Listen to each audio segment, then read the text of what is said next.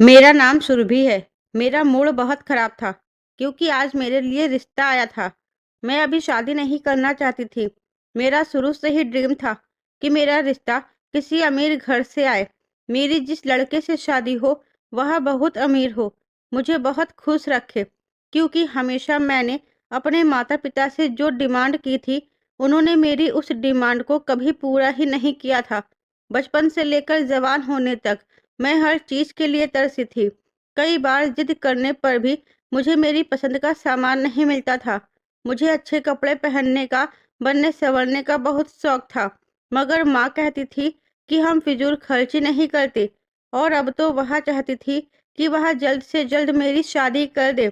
हम 4 बहनें थे। मेरी तीनों बहनों की शादी भी जल्दी कर दी गई थी। मेरी तीनों बहनों की जहाँ शादी हुई थी, वह मामूली से लोग थे। मैं चाहती थी कि मेरी शादी तो अमीर लड़के से हो, और मैं शुरू से अपने माता-पिता से यही कहती थी। लेकिन अब जो मेरे लिए रिश्ता आया था, पता नहीं वह कैसे लोग थे। मुझे उम्मीद थी कि मेरे मम्मी-पापा ने मेरे लिए ऐसा ही परिवार देखा होगा, जैसे मेरी तीनों बहनों का है। मैं नहीं चाहती थी कि मेरी शादी भी मेरी बहनों के जैसे ही ससुराल में हो। मेरी तो सोच ही बहुत अलग थी। मैं जब स्कूल से घर आई और मुझे पता चला कि मेरा रिश्ता आया है, तो मैंने बिना कुछ सोचे समझे ही इनकार करना शुरू कर दिया था। मम्मी ने मुझे घूर कर देखा और कहने लगी, लड़के वाले थोड़ी देर में आने वाले हैं, जल्दी से तैयार हो जाओ। लेकिन मैंने अभी भी मना किया तो मम्मी कहने लगी, तुम्हारा दिमाग तो खराब नहीं हो गया है? एक बार लड़के को देख तो लो। तुम्हारे लिए अच्छे रिश्ते की तलाश की है, क्योंकि तुम्हारे दिमाग तो आसमान की ऊंचाइयों को छूते हैं। माँ ने मुझे हमेशा की तरह समझाया। 2 घंटे बाद जब लड़के वाले मुझे देखने के लिए आए, तो लड़के को देखकर मैं दंग रह गई थी। लड़का बहुत अच्छा था। उसके घर वालों का पहनावा और भी अच्छा था। इस हिसाब से यही लग रहा था कि ये लोग खाते-पीते घर के हैं। उन्होंने तो मुझे पसंद कर लिया था। लड़के के माता-पिता नहीं थे, उसके भैया-भाभी थे, और ना ही कोई बहन थी। मेरे मम्मी-पापा को भी लड़का पसंद आ गया था। लड़के को देखने के बाद मैंने कुछ नहीं कहा था, और फिर मैं खामोशी से शादी करने के लिए तैयार हो गई थी। मेरे मन में लड्डू फूट रहे थे। मेरा पति दिखने में बहुत अच्छा था, और उससे उम्मीद थी कि वह मेरी सारी ख्वाहिशों को पूरा करेगा।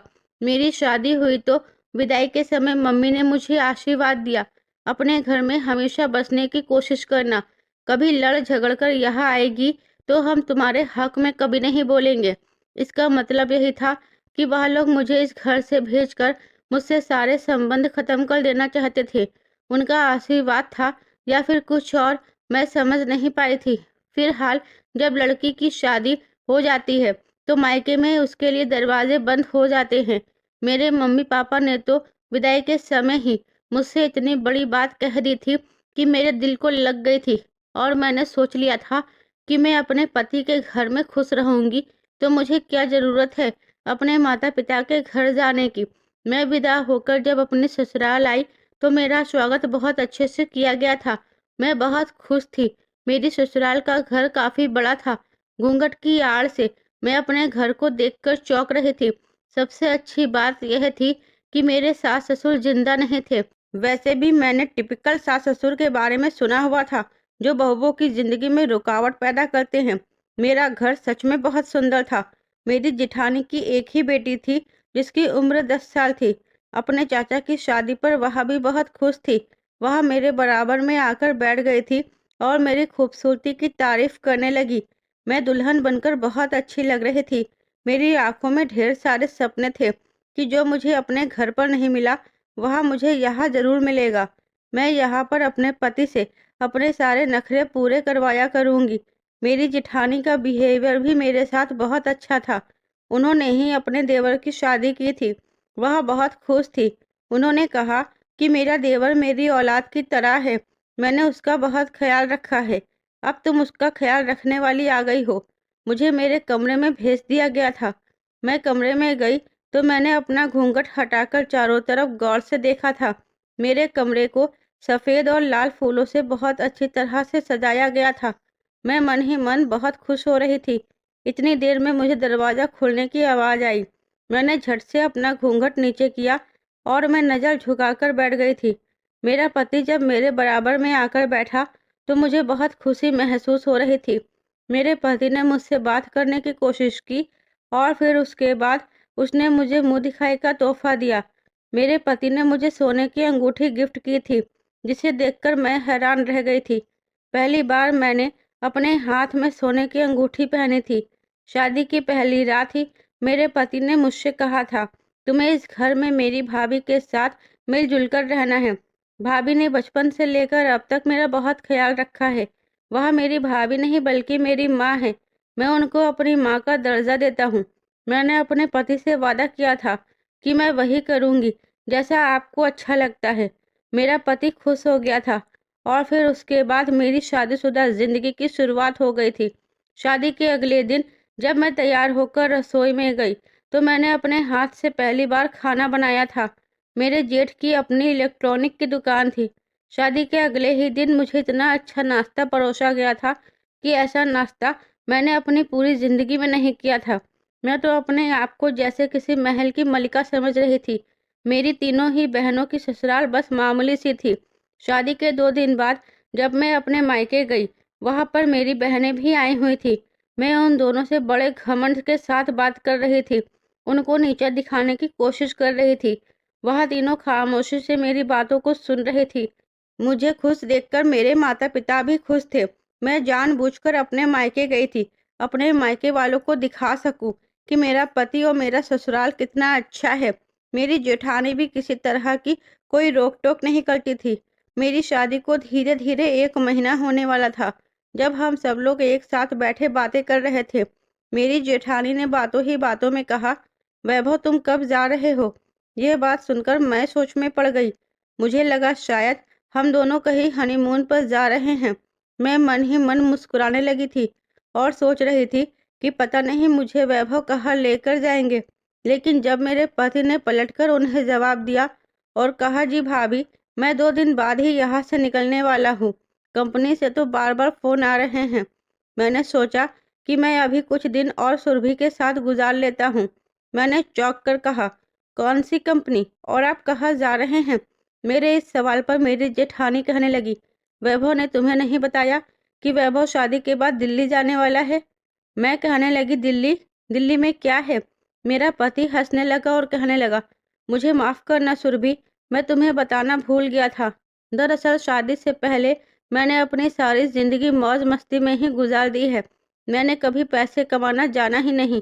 लेकिन अब भैया भाभी ने मेरी शादी तुमसे करवा दी है। अब मुझ पर जिम्मेदारी आ गई है। मैं भला कब तक भैया के पैसों पर अपनी जिंदगी गुजारता रहूंगा? अब मुझे अपने पैरों पर खड़ा होना चाहिए। इसलिए मैंने शादी से पहले ही अपनी नौकरी की बात कर ली थी। इस शहर में तो मेरी नौकरी कहीं नहीं लग पा रही थी, तो मैंने सोचा कि मैं बाहर ही चला जाता हूँ। मैं बाहर जाकर तुम्हारे लिए पैसे कमा लूंगा। भैया यहाँ पर भी मेरे लिए नौकरी तलाश करते रहेंगे। जैसे ही मेरे लिए उन्हें अच्छी नौकरी मिल जाएगी, वह मुझे फौरन ही यहाँ बुला लेंगे। लेकिन तब तक के लिए तो मुझे वहाँ जाना ही होगा। मैं तो वैभव की इस बात पर शॉक्ड रह गई थी कि क्या वह पहले कोई काम नहीं करता था। मैंने अपने पति से कहा, तो क्या यह सब कुछ आपका नहीं है? मेरा पति कहने लगा, नहीं, यह सब कुछ मेरा नहीं है, यह सब कुछ भैया का है। लेकिन भैया ने मुझे अपनी औलाद बनकर पाला है। उनका कहना है कि जो कुछ मेरा है वह तुम्हारा भी है। वैभव की बात सुनकर मेरा तो मूड ही खराब हो गया था। मेरी जेठानी कहने लगी, तुम्हें परेशान होने की जरूरत नहीं है। जब तक तुम लोग चाहो हमारे घर में रह सकते हो। वैभव की अच्छी नौकरी लग जाएगी, वैभव पैसे कमाने लगेगा तो अपना घर भी खरीद लेगा। मैंने एक झटके से अपनी जेठानी की तरफ देखा और कहा, क्या ये घर भी वैभव का नहीं है? वह कहने लगी, ये घर तो मेरे पापा ने मुझे दहेज में दिया था। दरअसल जो हमारी ससुराल थी जिसमें मैं शादी करके आई थी, उस घर को हम लोगों ने बेच दिया था क्योंकि मेरे ससुर की बहुत ज़्यादा तबीयत खराब थी। उनको बचाने के लिए हमने अपना घर तक दांव पर लगा दिया था। उनका इलाज करवाया, उनको बचाने की हर हद तक कोशिश की, मगर ससुर जी दुनिया से चले ही गए। घर बिकने के बाद हम लोग इस घर में शिफ्ट हो गए थे। अब मैं अपने देवर को अकेला तो नहीं छोड़ सकते थे, इसलिए मैं वैभव को भी यहाँ लेकर आ गई। वैभव बिल्कुल मेरे लिए मेरे बेटे की तरह है। इस हिसाब से तुम भी मेरी छोटी बहन हुई। ये घर तुम्हारा भी है। मुझे उम्मीद है वैभव अपनी मेहनत और कामयाबी से सब कुछ हासिल कर लेगा। अपनी जेठानी की बात सुनकर तो मुझे अपनी शादीशुदा जिंदगी बुरी लगने लगी थी।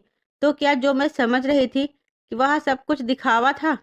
ये घर, इस घर में लगा हुआ पैसा, इस घर की हर एक चीज मेरी नहीं बल्कि मेरी जेठानी की थी। मुझे तो लगा था कि दोनों भाइयों ने मिलकर इस घर को बनाया होगा, लेकिन यह घर तो मेरी जेठानी अपने दहेज में लेकर आई थी।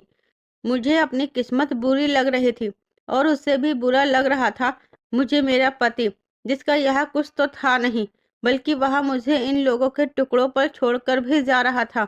मैं तो अपने पति से बहुत ही नाराज हुई थी। मैं उसी समय उठकर अपने कमरे में आ गई थी। मेरे पीछे पीछे मेरा पति आया और कहने लगा, चलो हम दोनों घूमने चलते हैं। मैंने अपने पति को झिड़क दिया और कहा, मुझे कहीं नहीं जाना। मैं उनको गुस्सा दिखाने लगी थी। वह समझ नहीं पा रहे थे कि मैं किस चीज का गुस्सा कर रही हूँ। फिर उन्हें समझ आया तो उन्होंने मुझे पीछे से पकड़ लिया और कहने लगे, अच्छा, तो तुम मेरी दूरी बर्दाश्त नहीं कर सकती, इसलिए मुझे नखरे दिखा रही हो। देखो, मैं वहां जाऊंगा तो तुम्हारे लिए पैसे भेजता रहूंगा। मैंने कहा, तुम सारी जिंदगी यहाँ रहे हो तो शादी के बाद भी तुम काम करने के लिए दूर क्यों जा रहे हो? सारी जिंदगी तुम्हारे भाई ने तुम्हें घर बैठाकर खिलाया है ना? तो क्या शादी के बाद वह तुम्हें और तुम्हारी पत्नी को घर पर बैठाकर दोबारा से नहीं खिला सकते? मेरा पति कहने लगा, नहीं, अब मैं ऐसा नहीं कर सकता। अब मैं जिम्मेदार हो गया हूँ। शादी से पहले की बात और होती है और शादी के बाद कुछ और बात होती है।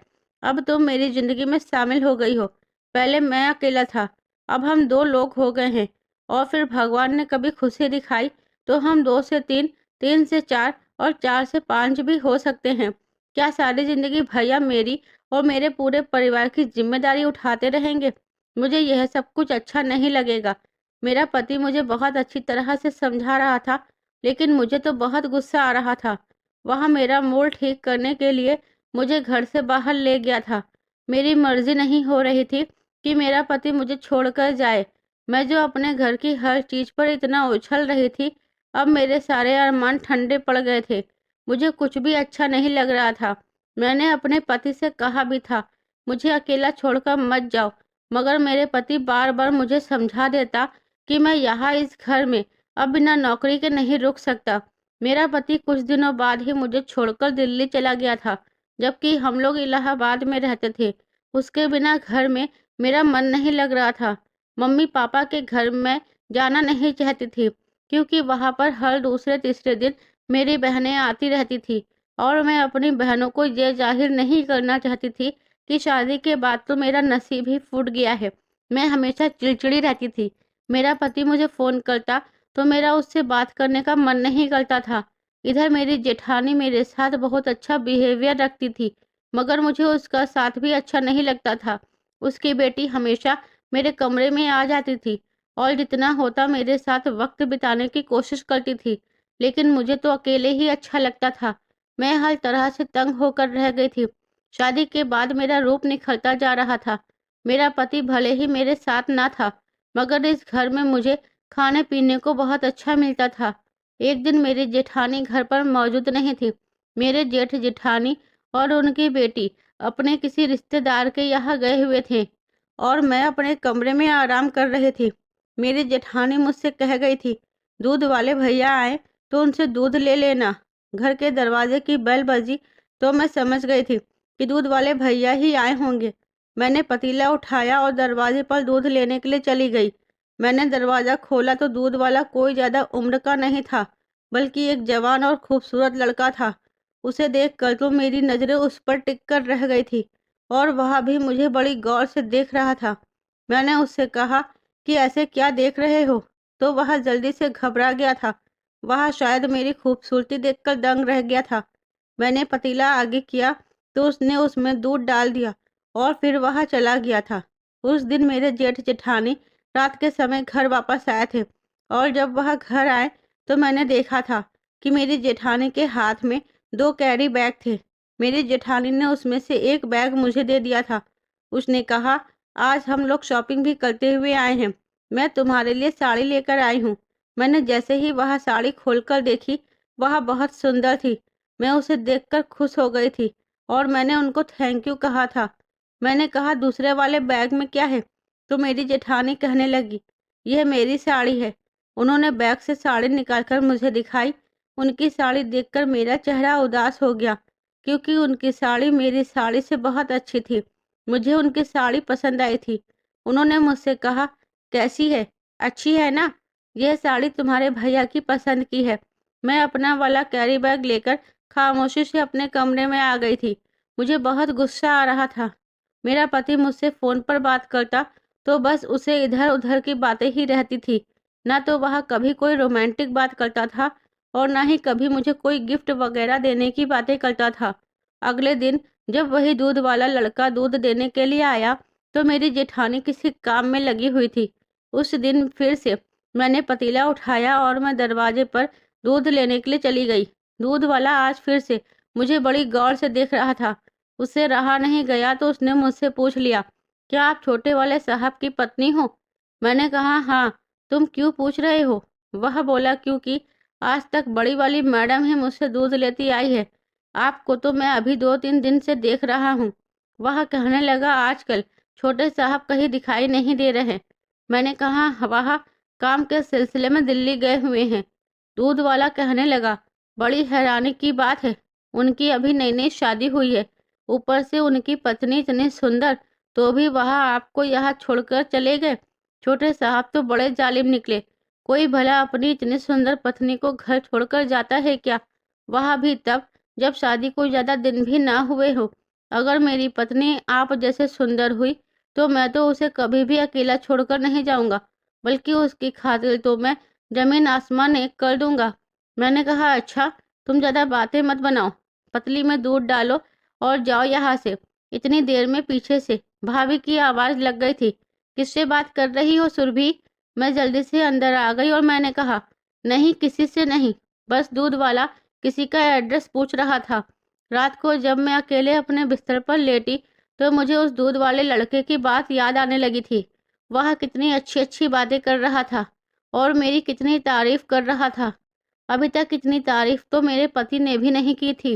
अब हर दिन मैं ही दरवाजे पर जाकर उससे दूध लेने लगी थी और इसी दौरान हम दोनों के बीच बातचीत भी हो जाती थी। वह इतनी अच्छी बातें करने लगा था कि मुझे वह धीरे धीरे अच्छा लगने लगा था।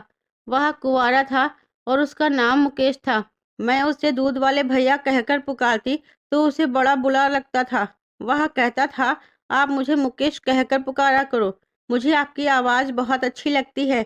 मुझे अब मुकेश अच्छा लगने लगा था। और कुछ मर्द तो ऐसे होते हैं जो औरत की खूबसूरती देखकर उस पर अपनी नज़र डालने की कोशिश करते हैं और उसे अपनी बातों से अपना दीवाना बना लेते हैं।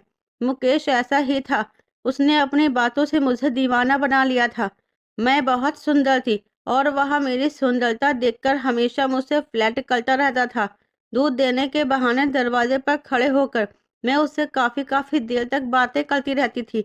एक दिन मेरी जेठानी को मुझ पर शक हुआ तो उन्होंने मुझसे सवाल किया कि तुम दूध वाले से दरवाजे में खड़े होकर क्या बातें करती रहती हो? मैंने उनसे कहा, मैं उससे कोई बात नहीं करती, वह खुद ही मुझसे कोई न कोई बात करता रहता है। मेरी बात पर मेरी जेठानी ने अगले दिन मुकेश को डांट लगाई और कहा, यहाँ दूध देने आते हो तो अपना काम करो और चले जाओ, ज़्यादा हमसे फ्री होने की ज़रूरत नहीं है। मेरी जेठानी ने मुझे भी समझाया था कि इससे दूर रहना, लेकिन मैं अब मुकेश के बिना कहाँ रह सकती थी। मैंने मुकेश को एक दिन खामोशी से अपना मोबाइल नंबर दे दिया था और अब मेरी उससे फ़ोन पर बातें होती रहती थी। दिन में तो मैं ज़्यादातर सब लोगों के बीच होती थी, इसलिए रात को जब मैं अपने बिस्तर पर लेटती तो मुकेश को फ़ोन लगा लिया करती थी और इस तरह हम लोग सारी सारी रात बातें करते रहते थे। एक बार मुकेश ने मुझसे पूछा कि छोटे साहब आपके लिए वहाँ से कोई तोहफ़ा भेजते हैं या नहीं? मैंने उसे मना कर दिया और कहा, वह मेरे लिए कोई गिफ्ट नहीं भेजते। मैंने कहा, तोहफ़ा तो अभी तक तुमने भी मुझे नहीं दिया है। इतने दिन हो गए हैं हमें बात करते हुए, तुम्हें मेरी कोई परवाह ही नहीं है। मुकेश कहने लगा, आप मुझे बताओ तो सही, आपको क्या चाहिए? आपके लिए तो मैं चाँद तारे भी तोड़कर ला सकता हूँ। मैंने कहा, नहीं, मुझे चाँद तारों की ज़रूरत नहीं है। मुझे तो सोने के कंगन की ज़रूरत है। मुझे सोने के कंगन बहुत पसंद है। क्या तुम मेरे लिए ला सकते हो? मुकेश कहने लगा, सोने के कंगन तो बहुत महंगे हो जाएंगे, मगर फिर भी मैं कोशिश करता हूँ। आपके खातिर तो मैं इतना कर ही सकता हूँ ना। सोने के कंगन के लिए मैंने मुकेश से इसलिए कहा था क्योंकि मेरे जेठ ने मेरी जेठानी को एनिवर्सरी में गिफ्ट में सोने के कंगन दिए थे, और तभी से मेरे मन को कंगन की लगन लग गई थी। मैंने अपने पति से फ़ोन करके कहा, मुझे सोने के कंगन चाहिए। तुम कुछ भी करके मुझे इतने पैसे भेजो कि मैं वह कंगन खरीद सकूं। मेरा पति कहने लगा, तुम पागल हो गई हो क्या? तुम्हें नहीं पता गोल्ड कितना महंगा है? अभी मैंने 40,000 रुपये भैया को भेजे हैं घर खर्च के लिए। मैंने अपने लिए भी नहीं पैसे रोके, और तुम्हारा कहना है कि मैं तुम्हें सोने के कंगन दिलवा दूं। पहले मेरी सैलरी तो ज़्यादा हो जाए, तभी तो दिलवा दूंगा। मैंने कहा, तुमने अपने भैया को 40,000 रुपये क्यों भेजे? तुम्हें वह पैसे मुझे भेजने चाहिए थे। उन पर मेरा हक है। मेरा पति कहने लगा, नहीं, अभी उन पैसों पर तुम्हारा कोई हक नहीं है। जिस दिन हम अपने घर में नहीं चले जाते, तब तक मेरी कमाई पर सिर्फ मेरे भाई का ही हक है। मैंने कहा, हम लोग उनके घर में रहते हैं, तो क्या तुम्हारे पैसे भी उनके ही होंगे? मेरा पति कहने लगा, हाँ, ऐसा ही होगा। तुम वहाँ घर में रहती हो, उस घर का हर सामान इस्तेमाल करती हो, खाना पीना करती हो, वहाँ तुम्हें किसी चीज़ की कोई कमी नहीं है। तो फिर मैं तुम्हें क्यों सैलरी भेजूंगा? सब कुछ तो मेरे भैया करते हैं, तो सैलरी भी उन्हीं के पास जानी चाहिए ना। मैंने तो अपने माथे पर हाथ मार लिया था कि ना जाने कैसे इंसान से मेरा पाला पड़ा था। इस इंसान ने तो मुझे पाई पाई को तरसा दिया था। जिस दिन से मेरा पति दिल्ली गया था, मेरे पास कुछ भी नहीं था। मैं सिर्फ अपने जेठ और जेठानी पर ही निर्भर थी। मेरा सब कुछ वही लोग किया करते थे, और मुझे यह सब कुछ पसंद नहीं था। मैं चाहती थी कि मेरे पास इतने पैसे रहा करें कि मैं अपना अच्छा बुरा खुद देखूं, ढेर सारी शॉपिंग करूं, पैसों का इस्तेमाल जिस तरह से चाहूं वैसे करूं। मेरे तो बहुत सारे सपने थे, जो मेरा पति दिल्ली जाने के बाद चूर चूर कर चुका था। ऊपर से जिस घर में हम रहते थे, वह घर भी मेरी जेठानी की देन थी। ना जाने मेरे पति का अपना क्या था। मैंने देखा था, मेरे जेठानी के पास बहुत सारे जेवर हैं। उनकी तिजोरी जेवर से भरी रहती थी। मेरे जेठ का काम अच्छा था। मेरे जेठ चाहते तो अपने भाई को अपनी दुकान पर भी नौकरी दे सकते थे, लेकिन उनको तो हमेशा मेरे पति को जिम्मेदारियां ही सिखानी रहती थी। मेरे जेठ जेठानी की अच्छी जिंदगी गुजरते हुए देखकर मुझे अजीब सी जलन महसूस होती थी। मेरी जेठानी की जिंदगी में सब कुछ था, लेकिन मेरी जिंदगी में कुछ भी नहीं। इसलिए मैंने मुकेश से अपना रिश्ता गहरा कर लिया था। मुझे नहीं पता था कि वह सच में मेरे लिए सोने के कंगन लेकर आएगा। मैंने तो सोचा था कि वह एक मामूली सा दूध वाला ही तो है, मगर उसने तो सच में मुझे फ़ोन पर कहा था, मैंने आपकी ख्वाहिश पूरी कर दी। अब बताओ, सोने के कंगन मैं कब और कैसे आपको खुद अपने हाथों से पहनाऊं? उसकी बात सुनकर मुझे अपने कानों पर विश्वास नहीं हो रहा था। मैंने उससे कहा, तुम झूठ बोल रहे हो।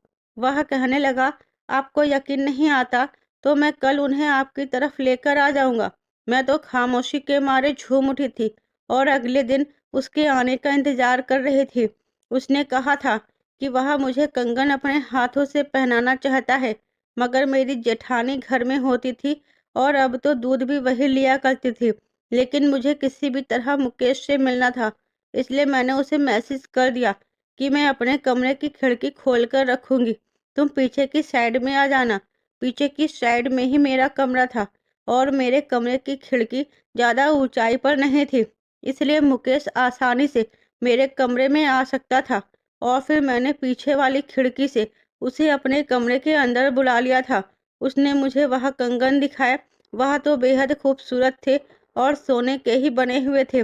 वह मुझे हाथों में लेकर दिखाने लगा। जैसे ही मैंने उनको खोलने की कोशिश की, उसने अपना हाथ पीछे कर लिया। वह कहने लगा, नहीं नहीं, इनको पहनने की इतनी भी क्या जल्दी है। मैं इन्हें अपने हाथों से आपको पहनाऊंगा, और फिर आपको मुझसे एक वादा भी करना होगा। मैंने कहा, कैसा वादा? तो वह कहने लगा, जिस तरह से आज आपने मुझे अपने कमरे में मिलने के लिए बुलाया है, इसी तरह से आप हमेशा मुझे अपने कमरे में बुलाती रहोगी।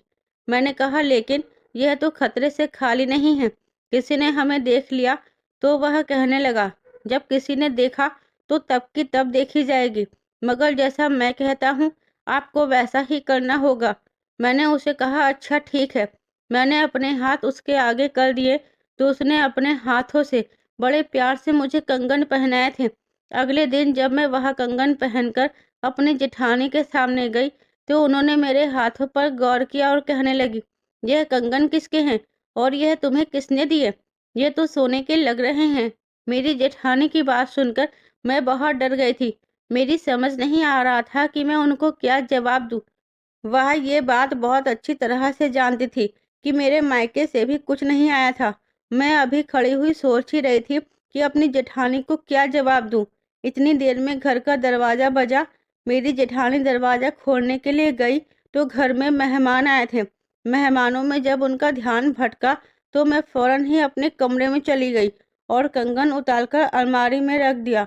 उसकी जगह मैंने दूसरे आर्टिफिशियल कंगन पहन लिए थे और फिर मैं उनके सामने आई। जब मेहमान चले गए तो मेरी जेठानी ने दोबारा से मेरे हाथों पर गौर किया। वो कहने लगी, यह कंगन तुम्हें किसने दिए? मैंने कहा, भाभी यह कंगन तो मेरे अपने हैं। मेरी जेठानी ने जब उन्हें कंगन को गौर से देखा तो वह कहने लगी, ये वहाँ नहीं है जो मैंने थोड़ी देर पहले तुम्हारे हाथों में देखे थे। मैंने कहा, भाभी ऐसा कैसे हो सकता है? मेरे पास सोने के कंगन कहाँ से आएंगे? आपको गलतफहमी हुई होगी। मेरी जेठानी सोच में पड़ गई थी, मगर मैं उन्हें बेवकूफ़ बनाने में कामयाब रही थी। अब मैं हर दूसरे तीसरे दिन पीछे वाली खिड़की से मुकेश को अपने कमरे में बुला लिया करती थी। अब वह जैसा कहता मुझे वैसा ही करना पड़ता था। मैं भी उससे किसी चीज़ की डिमांड करती तो वह मुझे वही चीज़ लाकर दे दिया करता था, लेकिन उसके बदले में मेरे साथ वक्त बिताया करता था। मुझे मुकेश के साथ वक्त गुजारना भी अच्छा लगता था, क्योंकि मेरा पति तो जब से यहाँ से गया था वापस आने का नाम ही नहीं ले रहा था और ना ही उसको मेरी कोई फिक्र थी।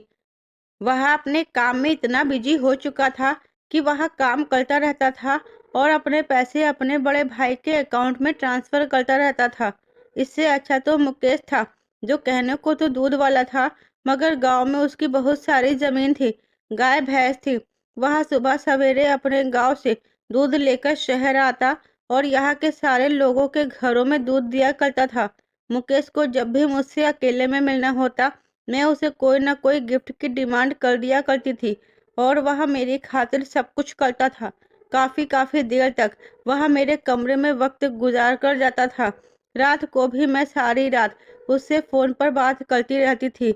मेरा पति मुझे फोन करता और अगर मेरा नंबर बिजी जाता तो मैं उससे कह दिया करती थी कि मैं अपने मायके में बात कर रही थी। मेरे पति को अभी तक मुझ पर कोई शक नहीं हुआ था। शक अगर होता तो मेरी जेठानी को होता था। मुकेश मुझे जो गिफ्ट देता वह मैं अपनी जेठानी से ज्यादातर छुपा कर रखती थी। मुकेश हमेशा सोने की चैन पहनता था। मुझे उसकी वह चैन बहुत पसंद थी। एक दिन मैंने उससे कहा, मुझे यह चैन चाहिए, यह तो बहुत सुंदर है। उसने कहा, ठीक है, मैं आपको ऐसी ही चैन लाकर दे दूंगा। और 2-3 दिन के बाद उसने मुझे बिल्कुल उसी तरह की चैन लाकर दे दी थी। मैं बहुत खुश हो गई थी। मैं जब अपने कमरे के अंदर जाती तो वह चैन को पहन लिया करती थी और अगर कभी मुझे कमरे से बाहर निकलना होता तो चैन को ज्यादातर छुपा कर ही रखती थी। मेरी जेठानी को मुझ पर और मुकेश पर शक न हो, इसलिए काफी समय से मैं दरवाजे में जाकर मुकेश से दूध नहीं ले रही थी। जैसे ही दरवाजा बजता तो मेरी जेठानी खुद ही पतीला लेकर आगे बढ़ जाती थी। जब मुकेश मेरे कमरे में आता तो मैं कमरे के दरवाजे को अंदर से अच्छी तरह से बंद कर देती थी। एक दिन मैं अपने कमरे में मुकेश के साथ मौजूद थी, तभी मेरे कमरे का दरवाजा बजने लगा। दरवाजे पर मेरी जेठानी मौजूद थी। मैं घबरा गई कि मुझसे क्या काम आ गया है। मेरी समझ नहीं आया मैं क्या करूं। उस समय मुकेश और मैं बातें कर रहे थे। मैंने मुकेश से कहा, तुम जल्दी से यहाँ से जाओ। मुकेश जिस रास्ते से आया था उसी रास्ते से वापस चला गया। मैंने जल्दी से अपने बाल ठीक किए, अपना हुलिया ठीक किया और घबराकर जल्दी से कमरे का दरवाजा खोल दिया। मेरी जेठानी चौंकती हुई कमरे के अंदर दाखिल हुई और इधर उधर देखने लगी। मैंने कहा, क्या हुआ है भाभी, आपको क्या मुझसे कोई काम था? वह कहने लगी, तुम किससे बातें कर रहे थे और इतनी देर में दरवाज़ा क्यों खोला है? मैंने कहा, वह मैं वैभव से बात करने में बिजी थी। मुझे दरवाज़ा बजने की आवाज़ नहीं आई। मेरी जेठानी कहने लगी, लेकिन वैभव का फ़ोन तो मेरे पास आया है। वह तुम्हें कब से फ़ोन कर रहा है। तुम कॉल रिसीव ही नहीं कर रही, इसलिए उसने मुझे कॉल की और कहा कि मैं उसकी तुमसे बात करवा दूं।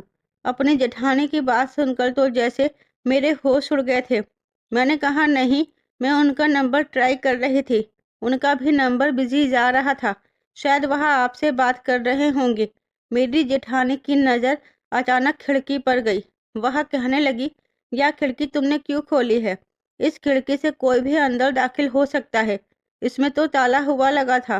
तुमने उसको क्यों खोल दिया? मैंने कहा, जी, मुझे बहुत गर्मी लग रही थी, इसलिए मैंने खोल लिया। मेरी जेठानी कहने लगी, कमरे में एसी है, तुम्हें गर्मी लग रही थी तो तुम एसी भी ऑन कर सकती थी। उन्होंने झट से खिड़की बंद कर दी और उसमें ताला लगा दिया। कहने लगी, अब इसे मत खोलना और वैभव से बात कर लो, वह तुम्हारे लिए परेशान हो रहा है। यह कहकर मेरी जेठानी कमरे से चली गई थी। मैंने जल्दी से गहरी सांस ली और अपने पति से थोड़ी देर फोन पर बात कर ली थी। अब मुझे डर लगने लगा था। इस खिड़की से मुकेश को घर के अंदर बुलाते हुए कई दिन हो गए थे। मेरी मुकेश से सिर्फ फोन पर बात हो रही थी और वह मुझसे मिलने के लिए बेचैन हो रहा था। उसने कहा, तो अब तुम मुझे धोखा देने लगी हो।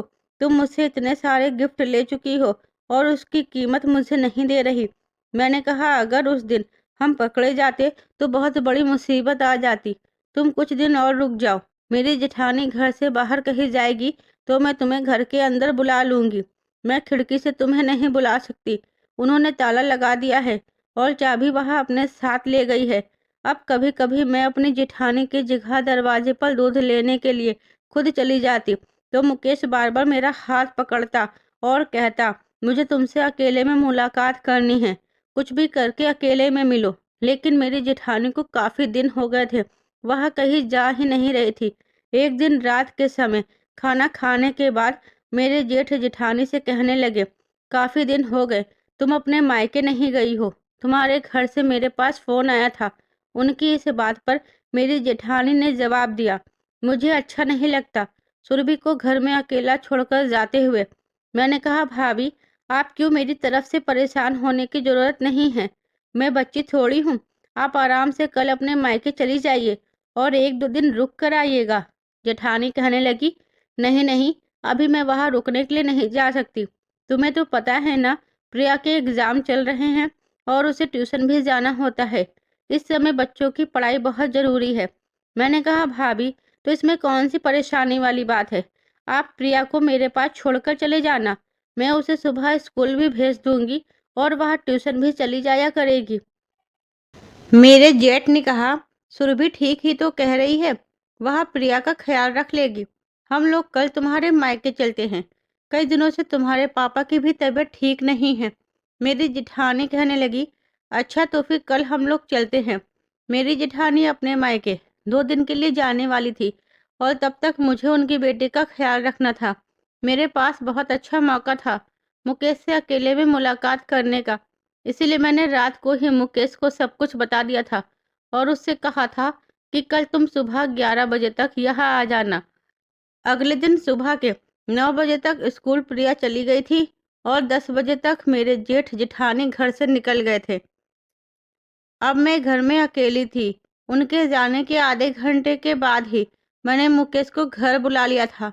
घर के अंदर आते ही मुकेश ने झट से मुझे गले से लगा लिया और फिर उसके बाद हम दोनों कमरे में चले गए थे। काफी देर तक हम दोनों ने एक साथ वक्त गुजारा था। मुकेश मेरे बराबर में ही बैठा हुआ था। मैंने उसके हाथों में अपने हाथ थाम लिया था, उसके कंधे पर अपना सर रख लिया था और उससे कहने लगी, आखिर कब तक हम ऐसे छुप छुप कर मिलते रहेंगे। मुझे तो अब यह चूहा बिल्ली का खेल बिल्कुल भी पसंद नहीं आ रहा है। मैं थक चुकी हूँ यह सब करते करते। मुकेश कहने लगा, काश तुम्हारी शादी मेरे साथ हुई होती तो मैं तुम्हें बहुत खुश रखता। एक तुम्हारा पति है जो इतनी सुंदर पत्नी को यहाँ छोड़कर खुद दिल्ली बैठा हुआ है। अपने पति का नाम भी मुझे बुरा लगता था क्योंकि वह इंसान कुछ भी करने लायक नहीं था। मुकेश कहने लगा, जब तक तुम्हारा पति यहाँ नहीं होता है, तब तक तुम मेरे साथ अपना वक्त गुजार सकती हो। मुझे भी तो तुम्हारे साथ वक्त गुजारना अच्छा लगता है। अभी हम दोनों यही बातें कर रहे थे, जब अचानक मेरी नज़र कमरे के दरवाजे पर गई, तो मैंने देखा कि स्कूल की ड्रेस में और कंधों पर बैग लिए मेरी जेठानी की बेटी प्रिया दरवाजे पर खड़ी हुई थी, जो हम दोनों को बड़े गौर से देख रही थी। शायद वह हम दोनों के बीच होने वाली बातों को भी सुन चुकी थी। मैं घबराकर खड़ी हुई और उसके करीब गई। मैंने कहा, प्रिया, तुम इतनी जल्दी कैसे घर आ गई? वह कुछ बोल नहीं रही थी, बिल्कुल खामोश खड़ी हुई थी। वह तो बस लगातार मुकेश को ही देखे जा रही थी। मैंने कहा, प्रिया बेटा बताओ ना, क्या बात है? चलो हम बाहर चलते हैं। मैं उसे कमरे से बाहर लेकर चली गई। मैंने उससे फिर पूछा, तुम इतनी जल्दी कैसे आ गई हो? तो वह कहने लगी, स्कूल की जल्दी छुट्टी हो गई थी, इसलिए मैंने कहा अच्छा ठीक है, तुम अपने कमरे में जाओ और अपने कपड़े चेंज करो, मैं तुम्हारे लिए खाना लेकर आती हूँ। मेरे तो पसीने छूटने लगे थे। वह अपने कमरे में चली गई थी। मैं फौरन ही मुकेश के पास गई। मैंने उससे कहा, मुकेश, बहुत बड़ी मुसीबत हो गई है। अगर प्रिया ने घर के सब लोगों को तुम्हारे बारे में बता दिया तो क्या होगा? और मुझे उम्मीद है कि वह बता देगी कि सबके जाने के बाद मैं तुम्हारी बाहों में बाहर डालकर बैठी हुई थी। मेरी बहुत बेइज्जती होगी। मेरी खैर नहीं है। और वैभव, वैभव तो मुझे जान से ही मार डालेगा। मुकेश कहने लगा, तुम्हें इतना डरने की कोई ज़रूरत नहीं है। तुम मुझे 5 मिनट दो, मैं अभी आता हूँ। मैंने कहा, मैं इतनी बड़ी मुश्किल में फंसी हुई हूँ और तुम मुझे छोड़कर जा रहे हो। वह कहने लगा, मैं तुम्हारी ही मदद कर रहा हूँ। वह घर से चला गया था, न जाने कहाँ गया था। मैं तो बहुत परेशान हो रही थी और इधर से उधर टहल रही थी। थोड़ी देर के बाद मुकेश आया तो उसने मुझे एक दवाई का पैकेट दिया था। उसने कहा, ये दवाई पानी में मिलाकर इस लड़की को पिला दो। बस उसके बाद मैं खुद देख लूँगा कि इस लड़की का क्या करना है। मैंने कहा, यह किस तरह की दवाई है? मुकेश कहने लगा, जैसा मैं तुमसे कहता हूँ वैसा ही करो। मैंने मुकेश के कहने के मुताबिक पानी में वह दवाई मिलाई और पानी ले जाकर प्रिया को दे दिया। प्रिया को शायद बहुत तेज प्यास लगी हुई थी, इसलिए उसने झट से मेरे हाथ से गिलास पकड़ा और एक ही सांस में पूरा गिलास खत्म कर दिया था। थोड़ी देर गुजरी कि प्रिया को चक्कर आने लगे थे। मैंने उसे पकड़ा और वह चकराकर जमीन पर गिरने जा रही थी। मैं उसे बार बार कह रही थी, प्रिया क्या हुआ? क्योंकि मेरी कुछ समझ नहीं आ रहा था कि वह ऐसा क्यों कर रही है। इतनी ही देर में मुकेश कमरे के अंदर आया और कहने लगा, यह लड़की बेहोश हो गई है, इसे कुछ हुआ नहीं है। तुम परेशान मत हो, मैं इसे अभी और इसी समय लेकर जा रहा हूँ। मैंने कहा, मगर तुम इसे कहाँ लेकर जा रहे हो? आखिर तुम क्या करना चाहते हो? मुकेश कहने लगा, अगर यह जिंदा रही तो तुम्हारी और मेरी सच्चाई सबके सामने खुलकर आ जाएगी। तुम्हें अगर इस राज को दबाना है तो हमें इस लड़की को रास्ते से हटाना होगा। मैंने कहा, इसके साथ क्या करोगे? क्या तुम इसे मारना चाहते हो? वह कहने लगा, मैं इसको नहीं मारूंगा, यह खुद ब खुद ही मर जाएगी और इस बारे में किसी को कुछ पता नहीं चलेगा। उसने कहा कि इस लड़की को बोरे में बंद कर देते हैं और उसे छुपाकर मैं किसी नदी में फेंक आता हूँ। यह लड़की मर जाएगी और किसी को पता ही नहीं चलेगा कि यह कहाँ गई और इसके साथ क्या हुआ। मैंने कहा, लेकिन अगर किसी को हमारे बारे में कुछ पता चल गया तो? मुकेश कहने लगा, किसी को कुछ पता नहीं चलेगा। अब जल्दी से तुम कोई बड़ा सा बोरा लेकर आओ। मैंने बोरा लाकर मुकेश को दे दिया था। मुकेश ने प्रिया को बोरे में बंद किया और अपनी गाड़ी में ले जाकर वहां उसे नदी में फेंक आया था। मैं बहुत घबराई हुई थी। मेरी कुछ समझ नहीं आ रहा था मैं क्या करूं। मुकेश भी दोबारा घर वापस नहीं आया। मैंने उसे फ़ोन किया तो वह कहने लगा, अब सारी सिचुएशन को तुम हैंडल करो। मुझे जो करना था मैंने कर दिया है। शाम के 4 बज चुके थे। वह बेचारी बच्ची मेरे चक्कर में अपनी जान की बाजी हार चुकी थी। मैंने जल्दी से अपनी जेठानी को फ़ोन किया और उनको बताया कि शाम के 4 बज चुके हैं। प्रिया अभी तक स्कूल से घर वापस नहीं आई है। ये खबर सुनकर वह लोग घबरा गए थे और 1 घंटे बाद ही वह दोनों फौरन घर वापस आ गए। वह उसके लिए बहुत परेशान हो रहे थे। मेरे जेठ भी उसे स्कूल में तलाश करने के लिए चले गए थे, तो वह पता चला कि प्रिया तो छुट्टी के टाइम ही वहां से निकल ली थी। मेरी जेठानी का रो रो कर बुरा हाल हो चुका था। प्रिया उनकी इकलौती बेटी थी। वह उससे बहुत प्यार करती थी और मेरे जेठ अपनी बेटी को ढूंढते ढूंढते थक गए थे। मेरे जेठ ने अपनी बेटी की गुमशुदगी कंप्लेन पुलिस में भी करवा दी थी। इस दौरान कई दिनों तक मैंने मुकेश से कोई कांटेक्ट नहीं किया था। अपनी भतीजे के गायब होने की खबर सुनकर 2 दिन बाद मेरा पति भी वापस आ गया था, क्योंकि घर के सभी लोग बहुत परेशान थे। उनके साथ साथ मुझे भी परेशान होने की एक्टिंग करना पड़ रहा था और मैं सबको तसल्ली भी दे रही थी ताकि किसी को मुझ पर शक ना हो। मुझे बहुत डर लग रहा था कि यह सब कुछ क्या हो रहा है। प्रिया को उसके स्कूल में, उसके रिश्तेदारों के यहाँ, उसके दोस्तों के यहाँ, बल्कि आस पड़ोस में भी हर तरफ ढूंढ लिया गया था। प्रिया का कोई पता नहीं चल सका था। इधर मैं अपने पति के आने के बाद सारा वक्त अपनी जिठानी के साथ गुजारती थी ताकि मेरे पति को यह न लगे कि मैं ज़्यादातर पहले अपने कमरे में ही बंद रहा करती थी और इस समय मेरी जिठानी को मेरी ज़रूरत भी थी, क्योंकि रोते रोते उनकी तबीयत खराब हो गई थी। इसी तरह 15 दिन गुजर गए थे और प्रिया के बारे में कुछ पता नहीं चल सका था। जिंदगी जब रूटीन पर आई तो मुकेश भी हमारे यहाँ दूध देने के लिए आने लगा था। अब घर के सारे काम मैं ही करती थी, क्योंकि मेरी जिठानी को तो अपना कोई होश ही नहीं था। सारा दिन घर में काम करते करते मैं थक कर रह जाती थी। मेरा पति अभी दिल्ली नहीं जा रहा था। मैं चाहती थी कि वह जल्द से जल्द दिल्ली चला जाए और उसके बाद मैं मुकेश के साथ दोबारा से अपनी नज़दीकियाँ बढ़ानी शुरू कर दूँ। मुकेश भी मुझसे बात करने के लिए और मुझसे मिलने के लिए बेचैन हो रहा था। घर में इस दौरान मेरा पति था। मैं उससे फ़ोन पर भी बात नहीं कर सकती थी। एक दिन मुकेश ने मुझे फ़ोन किया और वह मुझे ब्लैकमेल करने लगा कि अगर तुमने मुझसे मुलाकात नहीं की तो अच्छा नहीं होगा। मैंने कहा, मैं तुम्हें घर में नहीं बुला सकती और मैं तुमसे फ़ोन पर भी बात नहीं कर सकती। तुम्हें नहीं पता मेरा पति आया हुआ है और तुम मुझे क्यों ब्लैकमेल कर रहे हो? प्रिया की जान तुमने ली है। मुझे तो पता भी नहीं था कि तुम क्या करने वाले हो और अब तुम ब्लैकमेल मुझे कर रहे हो। वह कहने लगा, यह सब कुछ किया तो मैंने तुम्हारी खातिर ही है। अगर तुम मुझे नखरे दिखाओगी तो मैं सारा इल्ज़ाम तुम पर लगा दूंगा। इसलिए बेहतर यही होगा कि कल मुझसे मिलने के लिए आ जाना। मेरी समझ नहीं आ रहा था मैं क्या करूं। मैंने मुकेश से मना भी किया था कि मैं नहीं आ सकती, मगर वह मेरी बात समझने के लिए तैयार नहीं था। इसलिए मजबूरन मुझे अपने पति की आंखों में धूल झोंक कर मुकेश से मिलने के लिए जाना ही पड़ गया था। मैंने घर में बहाना बनाया कि घर पर मेरी माँ की तबीयत खराब है, मैं उनसे मिलने के लिए जा रही हूँ। मुकेश ने मुझे एक होटल में बुलाया था।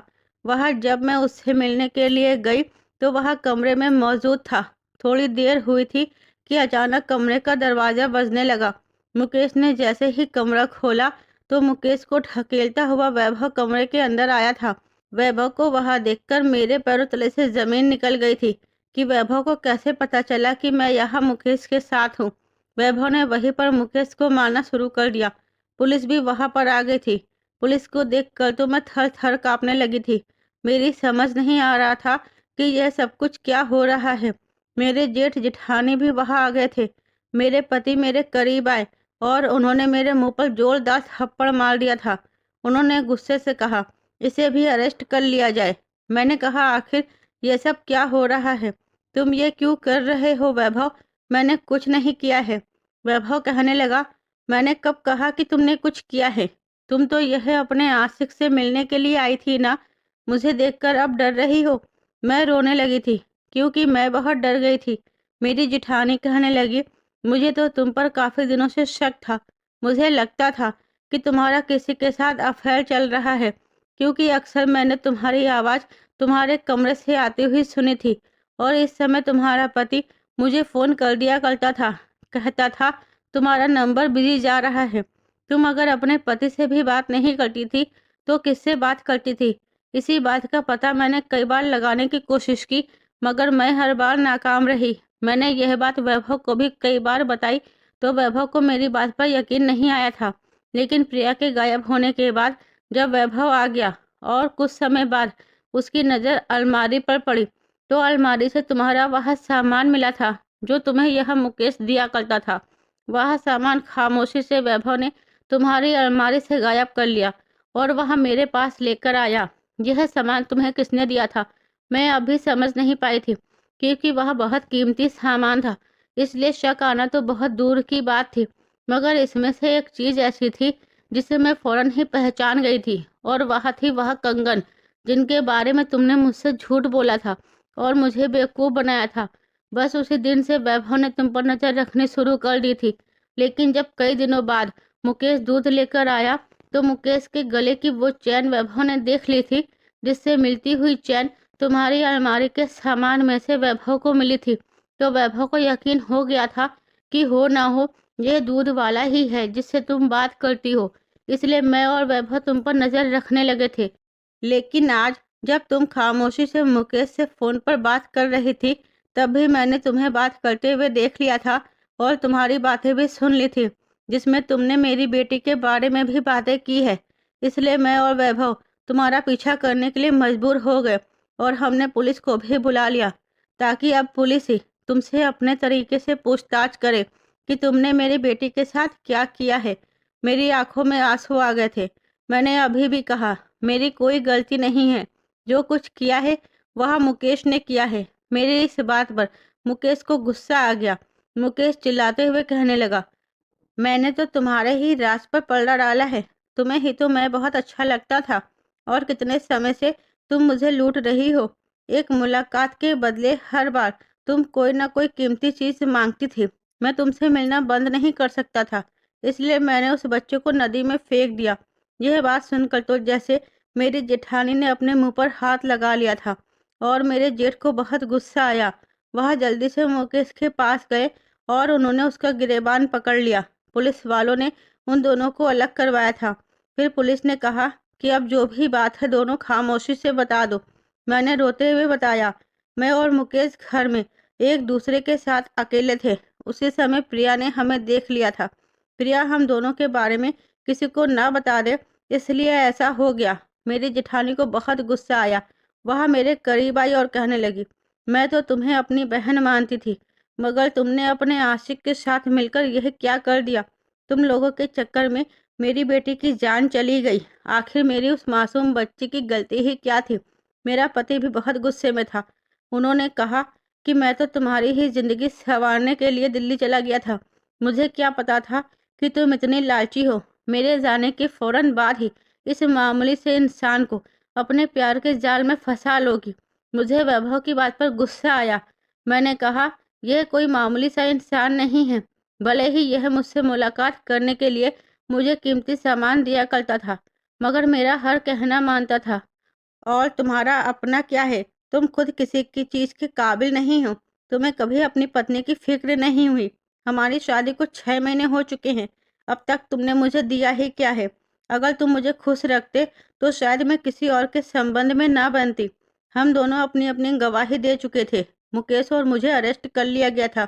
जिस नदी में मुकेश ने प्रिया को फेंका था, पुलिस ने उसी नदी में प्रिया को बहुत तलाश किया। फिर फाइनली प्रिया की लाश मिल गई थी, मगर प्रिया इस दुनिया से जा चुकी थी। लालच बहुत बुरी बला है। सही वक्त पर मेरी सच्चाई सबके सामने आ गई। हो सकता है कि मैं सारी जिंदगी लालच करती रहती। मैं अपने पति को कभी समझ नहीं पाई। मेरा पति जो मुझसे थोड़ा सा वक्त मांग रहा था सब कुछ ठीक करने के लिए, मगर मुझसे इंतजार नहीं हुआ। इसलिए मुझसे इतनी बड़ी गलती हो गई कि मैंने अपने पति का भरोसा तोड़ा, अपनी जेठानी की गोद को उजाड़ दिया। मुकेश तो था ही ठरकी। अपने मजे के लिए उसने मेरी हर ख्वाहिश पूरी की।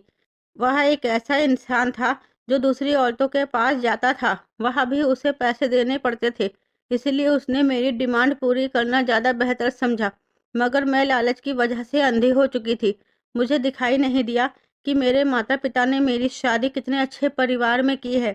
अगर मैं अपने अच्छे परिवार को अच्छी तरह से समझती तो शायद आज मैं जेल में ना बैठी होती। आज मैं अपने किए की सजा भुगत रही हूँ, और जेल से ही आप लोगों को अपनी यह कहानी भेज रही हूँ। जब इंसान अपनी इच्छाओं के पीछे अपने कर्तव्यों को भूल जाता है, तब उसका अंजाम हमेशा विनाशकारी होता है। मेरी गलतियों ने न केवल मेरी जिंदगी बर्बाद कर दी, बल्कि एक मासूम की जान ले ली। जब तक मैंने अपनी गलतियों को समझा, तब तक बहुत देर हो चुकी थी। धोखा और जल्दबाजी में किए गए फैसले इंसान को हमेशा पछतावा ही देते हैं। रिश्तों में ईमानदारी और भरोसा सबसे बड़ा धन है। अगर आप अपने रिश्तों को संभाल नहीं सकते, तो वह धीरे-धीरे खत्म हो जाते हैं। सच चाहे कितना भी छिपाने की कोशिश की जाए, वह एक दिन ज़रूर सामने आता है और उसका परिणाम हर किसी को भुगतना पड़ता है।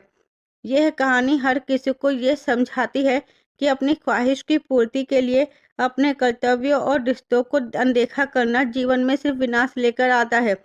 गलत रास्ता कभी सही मंजिल तक नहीं ले जाता। तो दोस्तों, उम्मीद है कि आपको मेरी कहानी पसंद आई होगी। कहानी पसंद आई है तो कहानी को लाइक शेयर करना मत भूलिएगा। चैनल पर नए हैं तो चैनल को सब्सक्राइब करके बेल आइकन प्रेस जरूर कीजिएगा, जिससे वीडियो की अगली अपडेट सबसे पहले आपको मिले।